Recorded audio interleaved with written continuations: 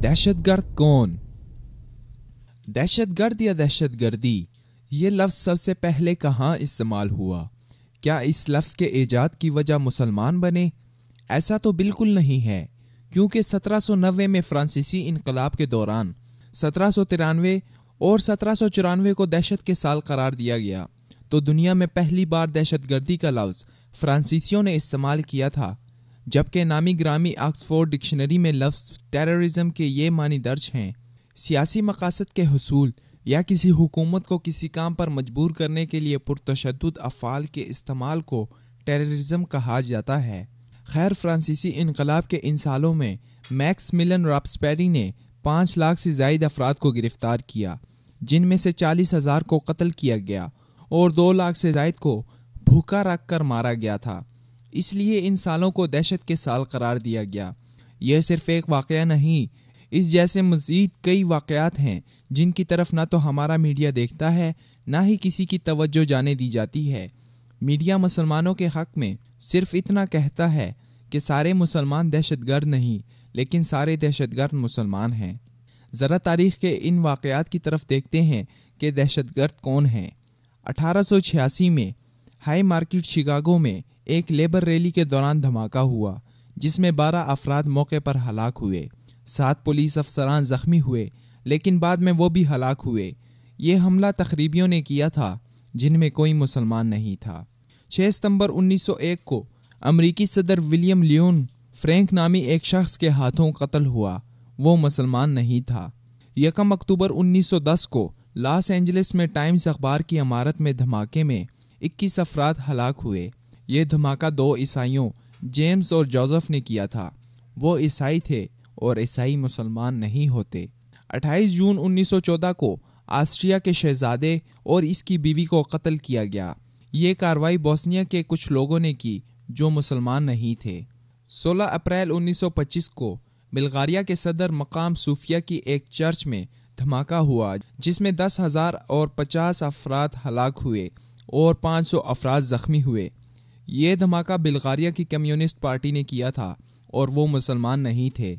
1934 में यूगोस्लाविया के बादशाह को कत्ल किया गया और कातिल मुसलमान नहीं था।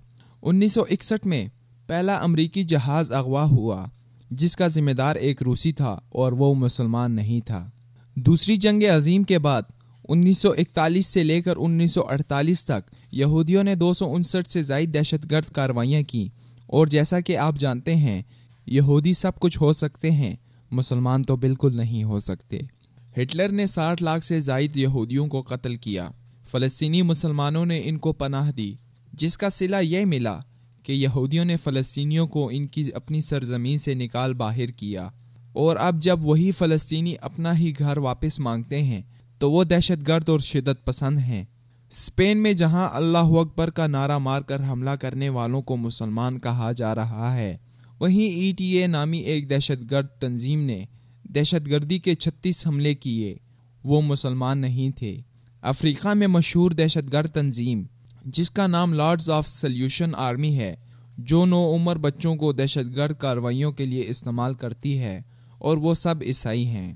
1984 में भारतीय सिक्योरिटी फोर्सेस ने सिखों के गोल्डन टेम्पल में कार्रवाई की, जिसमें 100 से ज़ायद अफराद को कत्ल किया गया, जिसके नतीजे में भारतीय वज़ीर आज़म इंदिरा गांधी का कत्ल हुआ।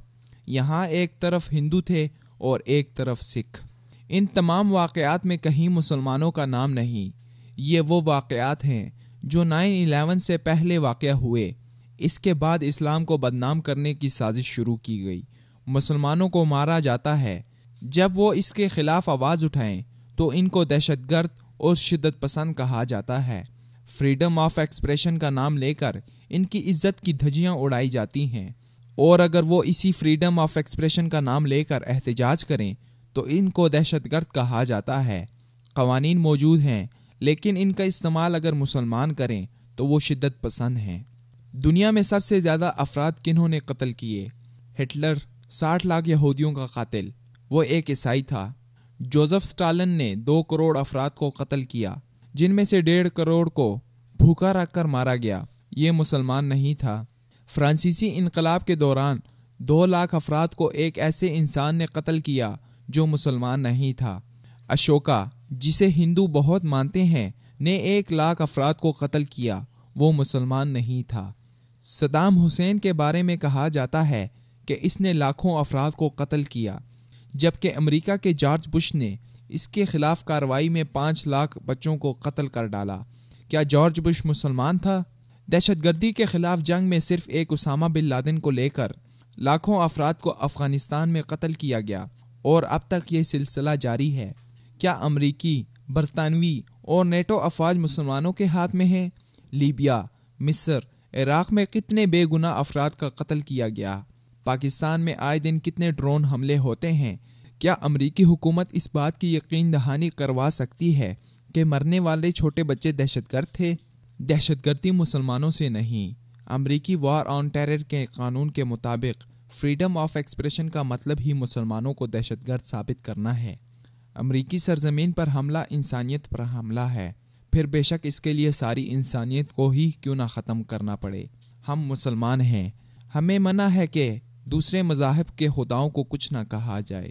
جو لوگ اسلام کو اور مسلمانوں کو دہشت گرد کہتے ہیں، ان کو چاہیے کہ وہ اسلام اور قرآن کا مطالعہ کریں۔ اسلام اور مسلمانوں پر دہشت گردی کا لیبل لگانے سے پہلے وہ اسلام اور مسلمانوں کی تاریخ کا مطالعہ کریں۔ جو اسلام جنگ میں درخت کاٹنے سے منع کرے، کیا وہ انسانیت کے قتل کی اجازت دے سکتا ہے؟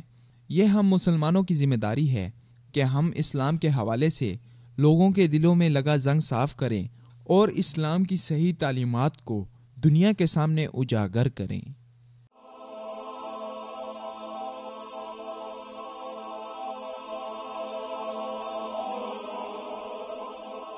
ایمان کی کرن، ہدایت کی شمع، وصال اردو۔